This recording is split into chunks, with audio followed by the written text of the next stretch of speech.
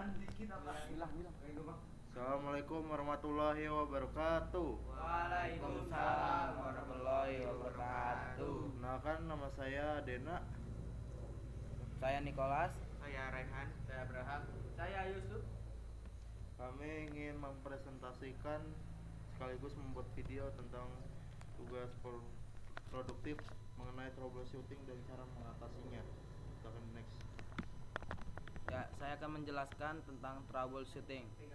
Komputer sudah merupakan alat bantu yang tergolong penting saat ini. Kita ambil salah satu contohnya pada kegiatan perkantoran. Tentunya dengan adanya komputer maka pekerjaan dapat diselesaikan dengan lebih cepat.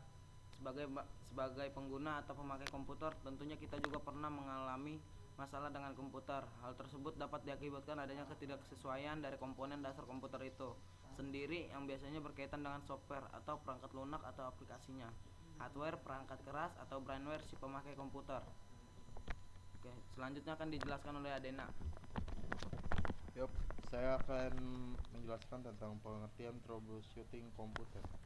Dalam dunia komputer, segala sesuatu masalah yang berhubungan dengan komputer disebut troubleshooting, dan timbulnya masalah dalam komputer tentu ada sebabnya. Pada kesempatan ini, kita akan sedikit belajar untuk mendeteksi masalah pada komputer Anda, terutama yang berhubungan dengan hardware. Untuk permasalahan dengan software, sebaiknya Anda lakukan pendeteksian sederhana dahulu, seperti pemeriksaan file-file yang berhubungan dengan software atau spesifikasi permintaan dari software. Apabila permasalahannya cukup rumit, sebaiknya Anda install ulang saja software tersebut, karena akan terlalu rumit untuk memperbaiki sebuah software. Selanjutnya akan dibacakan oleh Raihan.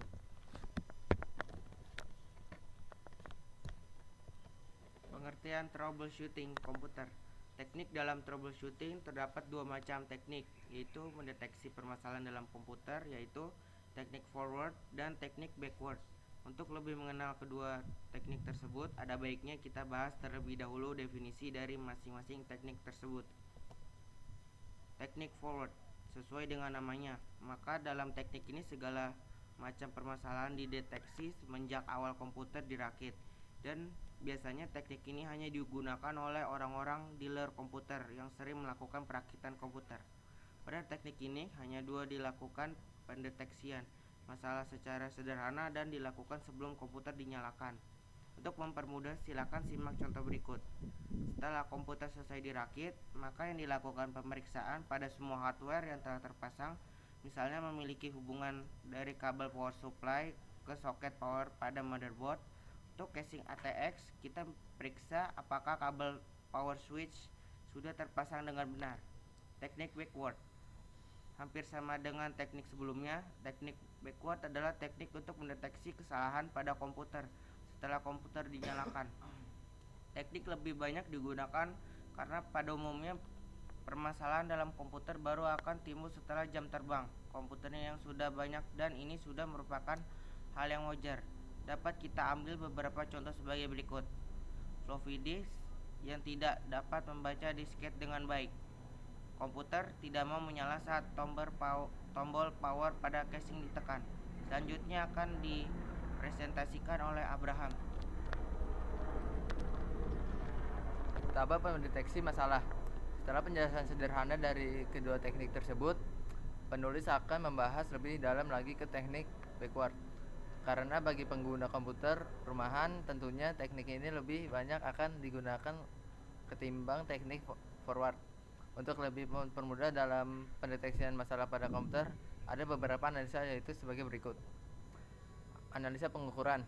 Pada tahapan ini, pendeteksian masalah dengan cara mengukur tegangan listrik pada komponen. Gunakan alat bantu seperti multitester untuk mengukur tegangan yang diterima atau diberi komponen tersebut. Contoh, mengukur tegangan listrik yang diterima oleh power supply, lalu mengukur tegangan yang diberikan oleh power supply ke komponen lainnya. Analisa suara. Pada tahapan ini, pendeteksian masalah menggunakan kode suara atau beep yang dimiliki oleh BIOS dan dapat kita dengar melewati PC speaker. Pastikan tabel PC speaker sudah terpasang dengan baik. Kemungkinan letak permasalahannya ada di komponen nomor 4 dan 5 untuk mempermudah pengenalan kode suara tersebut. Silakan simak keterangan berikut. 1. Bunyi bip pendek satu kali, artinya sistem telah melakukan proses boot dengan baik. 2. Bunyi bip pendek 2 kali, artinya dalam permasalahan pada konfigurasi atau setting pada CMOS. 3. Bunyi bip pada panjang 1 kali dan pendek 1 kali, artinya ada masalah pada motherboard atau DRAM. Selanjutnya akan dijelaskan oleh Yusuf. Analisa suara. Bunyi bip panjang 1 kali dan pendek 2 kali artinya ada masalah pada monitor atau VGA card. Bunyi bip panjang 1 kali dan pendek 3 kali artinya ada masalah pada keyboard. Bunyi bip panjang 1 kali dan pendek 9 kali artinya ada masalah pada ROM BIOS. Bunyi bip panjang terus menerus artinya ada masalah di DRAM. Bunyi bip pendek terus menerus artinya ada masalah penerimaan tegangan power. Pada beberapa merek motherboard akan mengeluarkan bunyi bip beberapa kali apabila temperatur prosesornya terlalu tinggi. Catatan: kode bunyi bip di atas berlaku pada award BIOS. Untuk jenis BIOS yang lain kemungkinan memiliki kode bunyi bip yang berbeda. Analisa tampilan. Pada tahapan ini, pendeteksian masalah cenderung lebih mudah karena tidak permasalahan dapat diketahui berdasarkan pesan error yang ditampilkan di monitor. Kemungkinan letak permasalahan ada di komponen nomor 6 dan 9. Contoh, pada saat komputer dinyalakan tampil pesan keyboard error, maka dapat dipastikan letak permasalahan hanya pada keyboard. Selanjutnya akan dibacakan oleh Nicholas. Ini udah disampingin. Oke, kembali lagi dengan saya akan menjelaskan dengan troubleshooting. Dengan kedua macam teknik dalam pendeteksian masalah dalam komputer tersebut tentunya akan lebih memperkaya pengetahuan kita di bidang komputer. Jadi jika suatu saat terdapat masalah pada komputer Anda, kita dapat melakukan pemeriksaan terlebih dahulu sebelum membawa ke tempat servis. Kalaupun harus membawa ke tempat servis, kita sudah mengerti letak permasalahannya. Jadi kita tidak dibohongi oleh tukang servis yang nakal. Dengan pemahaman troubleshooting komputer yang lebih dalam tentunya akan lebih mempermudah kita untuk mengetahui letak permasalahan dalam komputer, dan tentunya akan lebih menyenangkan apabila kita dapat memperbaiki sendiri permasalahan tersebut. Oke, selanjutnya akan dipresentasikan oleh Adina. Baik, kembali lagi dengan saya akan membacakan lagi troubleshooting power. Bisa jadi masalah ini muncul lantaran beberapa penyebab. Pertama, periksalah apakah ada aliran listrik yang masuk pada motherboard. Ini penting untuk memastikan adakah aliran listrik yang mengalir pada motherboard. Pada sebagian besar motherboard, indikasi adanya arus listrik yang mengalir ini ditandai dengan lampu LED yang menyala. Kalau lampu ini tidak menyala, bisa dipastikan tidak ada arus listrik yang mengalir. Selanjutnya dibacakan oleh Abraham kembali.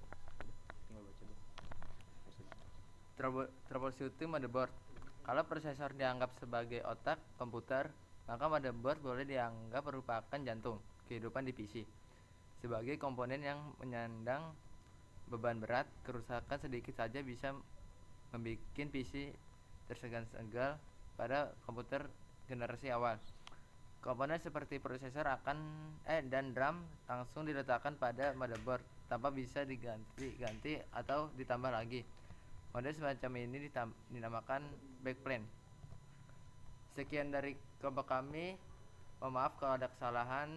Terima kasih. Assalamualaikum warahmatullahi wabarakatuh. Waalaikumsalam warahmatullahi wabarakatuh.